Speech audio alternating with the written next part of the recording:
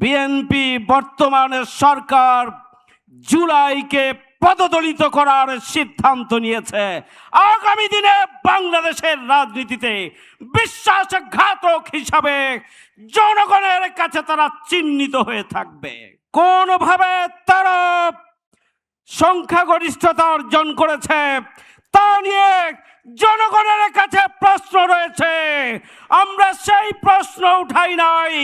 আমরা বলেছিলাম জাতীয় সংসদ যেভাবে আহ্বান জানানো হয়েছে একইভাবে জুলাই বাস্তবায়ন সংস্কার পরিষদের মিটিং আহ্বান করতে হবে, শপথ নিতে হবে, বৈঠক আহ্বান করতে হবে এবং গণভোটের রায় বাস্তবায়ন করতে হবে।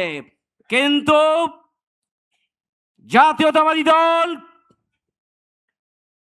49% সমর্থনের কথা বলেন। তারা ইলেকশন ইঞ্জিনিয়ারিং করেছেন। বাংলাদেশের জনগণের কাছে পরিষ্কার।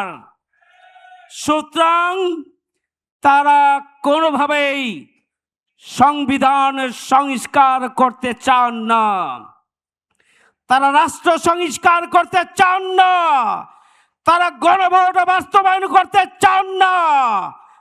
জনগণের 70% মতামতকে উপেক্ষা করার দুঃসাহস দেখিয়েছে বিএনপি।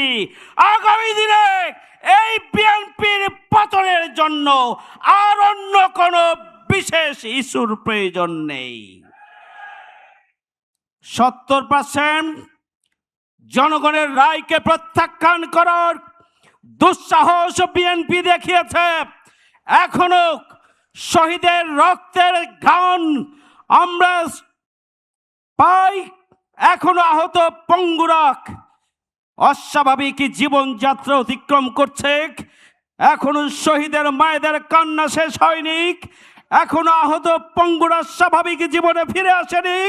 এই ধরনের একটি সময়ে যখন বিএনপি বর্তমানে সরকার জুলাইকে পদদলিত করার সিদ্ধান্ত নিয়েছে, আগামী দিনে বাংলাদেশের রাজনীতিতে বিশ্বাসঘাতক হিসাবে জনগণের কাছে তারা চিহ্নিত হয়ে থাকবে।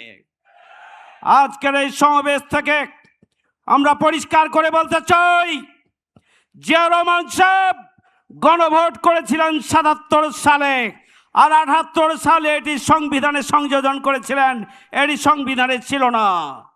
এরশাদ সাহেব গণভোট করেছিলেন, তাদের এরশাদ এবং প্রেসিডেন্ট জিয়া রহমানের ওই গণভোটের মধ্যে একটা বিষয় ছিল, জিয়া রহমান সাহেবের নীতি এবং আদর্শের প্রতি জনগণ একমত কিনা, এরশাদ সাহেবের নীতি এবং আদর্শের প্রতি জনগণ একমত কিনা।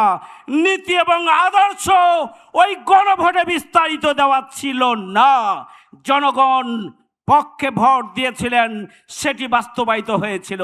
সুতরাং কোনো অজুহাত নয়, বাবা যেখানে বাংলাদেশে নিজের অবস্থানকে সুসংহত করার জন্য সাংবিধানিক কাঠামোর মধ্যে নিয়ে আসার জন্য গণভোট দিয়েছিলেন, আজকে পুত্র সেই গণভোটকে প্রত্যাখ্যান করছেন, এটির পরিণতি ভালো হতে পারে না। আমরা আজকে বলতে চাই, অবিলম্বে গণভোটের গণরায়কে বাস্তবায়ন করতে হবে। অবিলম্বে জুলাই শহীদদের বিচারকে ত্বরান্বিত করতে হবে। বিচারের নামে প্রহসন আমরা মেনে নেব না। আহত এবং বন্দুকদেরকে ক্ষতিপূরণ দিতে হবে এবং আসুন আমরা ঐক্যবদ্ধ হই নতুন বাংলাদেশ বিনির্মাণের জন্য। আমাদের শেষ রক্তবিন্দু দিয়ে জুলাই গণভোটের রায় আমরা বাস্তবায়ন করেই ছাড়ব ইনশাআল্লাহ।